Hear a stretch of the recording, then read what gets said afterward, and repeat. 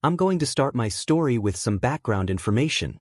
If I had to describe myself in one word, it would be hardworking. I've had a strong work ethic from a very young age. I grew up in the rural South in a middle-class family. My dad owns a masonry business, and my mom owns a dry cleaning business that was started by my granddad.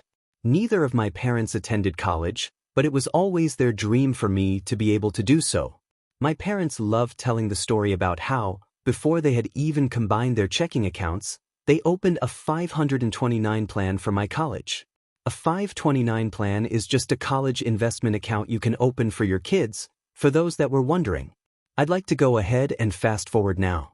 I ended up doing very well in school and was able to attend a very prestigious school in the Northeast.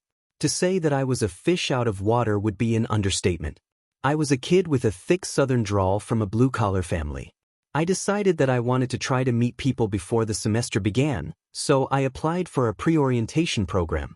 This was a program that allowed incoming freshmen to participate in a trip with 10 other incoming freshmen and 3 current students.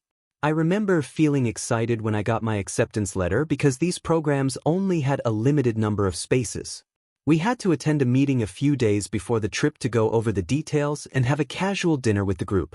I arrived just as things were about to get started, and everyone was instructed to take their seats. We were told to take any seat in the circle because we were going to play the traditional icebreaker game. The first person to introduce themselves was Morgan. She was one of the leaders of the trip. I was immediately drawn to her because, like me, she was also from the South. I should also add that she was the most attractive woman in the room. I had to keep reminding myself to focus on her eyes.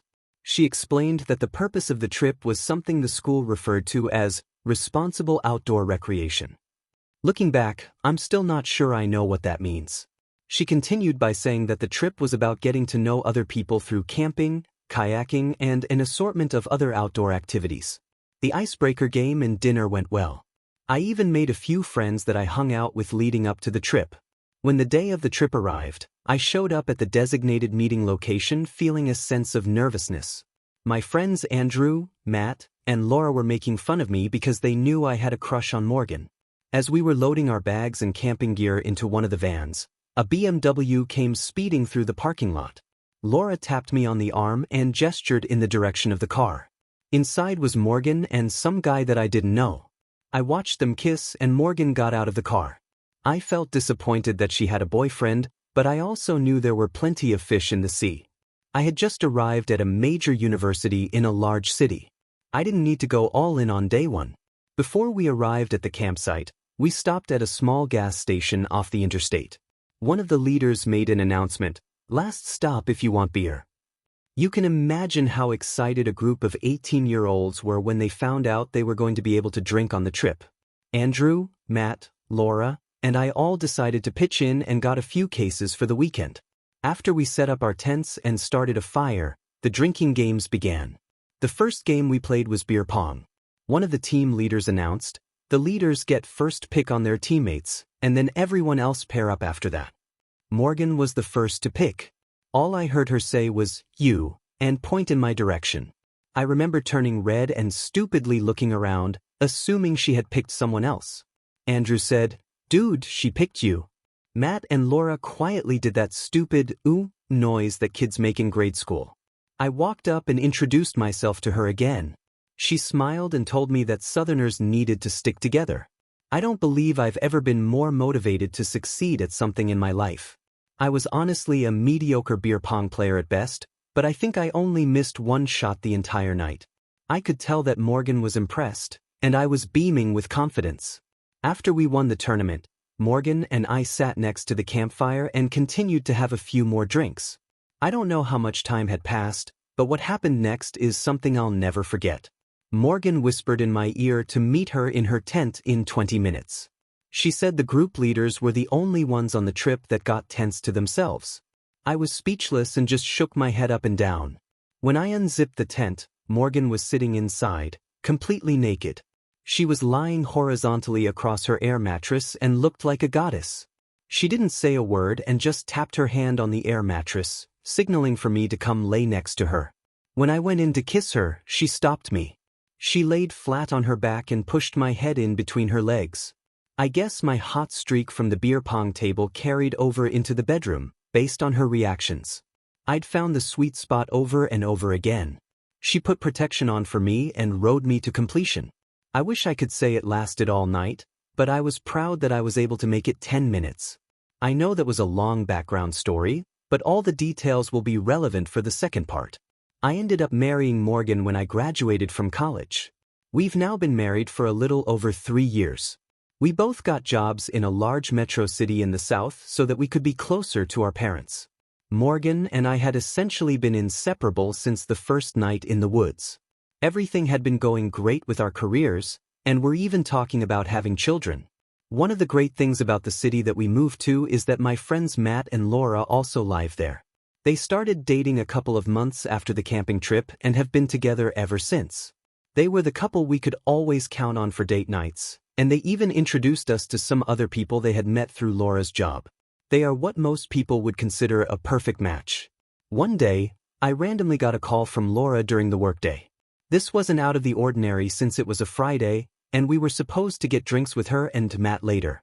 I ignored the call since I was in a meeting and opened my phone to send her a text message. When I opened the message thread, there were already bubbles. When the message came through, it felt like my heart stopped momentarily. The message read, "Matt is having an affair." I told her I would call her as soon as I got out of the meeting. When I finally spoke to her, I could tell she had been crying but seemed to be doing okay under the circumstances. She said she figured it out after she found nude photos of another woman on Matt's phone. I asked her if she recognized the person in the photos, to which she said no. The woman's face was not visible in the photos. The rest of the conversation consisted of me telling her how sorry I was and that I would be there if she needed anything. After I left work, I called my wife to tell her what had happened. She was completely shocked by the news, and she couldn't believe that Matt would do that to Laura. When I got home, my wife had already poured herself a tall glass of wine and had a glass waiting for me. I told her the fact that this could happen to Matt and Laura made me feel sick to my stomach. I asked her if she noticed any signs of Matt acting strange, and she said she thought he had been completely normal the last few times we had all gotten together. Over the next month or two, I would talk to Laura on the phone at least weekly to check in on her. I'd also developed a bit of an obsession with Matt's social media profiles to see if he had posted any photos with another woman. Laura had asked me to check in the beginning because she deleted him on everything. Matt had not posted anything. The last photo he had posted was a group photo with the 4 of us. After a few months, things seemed to finally be settling down. My wife and I went on a vacation to Key West to celebrate our 3-year wedding anniversary. While we were there, Laura tried to call me a few times. This struck me as odd because she knew we were on our anniversary trip. She also wasn't replying to my texts asking her what was going on. My assumption was that she was just having a bad day and needed someone to talk to. About a week later, I got a text from Laura telling me that we needed to meet up at her house. She had something that she needed to show me. She sounded exhausted, almost as if she hadn't slept in a few days. Her thoughts seemed scattered. I left work and went directly to Laura's house. She looked like a complete mess when she answered the door. Before we sat down in the living room, she gave me a hug and told me that she was sorry. I told her that she didn't have anything to be sorry for. Then she handed me an iPad with a photo of my wife and me from our vacation the week prior. I asked her what was going on because she was legitimately starting to frighten me at this point. She didn't say anything and proceeded to draw a circle on my wife's leg with her finger. I told her she had to tell me what was going on. She then asked me if I'd ever noticed the small birthmark on my wife's upper leg. I'm sure I'd noticed it, but it wasn't anything that really stood out to me. What about the mole about 6 inches below her left breast? Once again, not something I really think about. She then swiped to the next photo of a nude woman's body and asked if I noticed any similarities. My heart sank into my chest. The marks on the 2 women were almost identical. I then went into a state of denial and started to have what I can only assume was a panic attack. It has been a week since Laura showed me the photo that was almost certainly my wife. I feel like I'm the crazy one now. I've gone through my wife's phone, laptop, email, social media accounts, and iPad and have not found anything that would suggest something is going on between her and Matt. I also checked our phone records and came up empty. I'm ashamed to admit this, but I've had a GPS tracker on her car the last week, and she has not deviated from her usual routine. I feel like I should say something, but I don't want to sink my relationship with an accusation that turns out to not be true. I would appreciate any advice on what to do next. Thank you.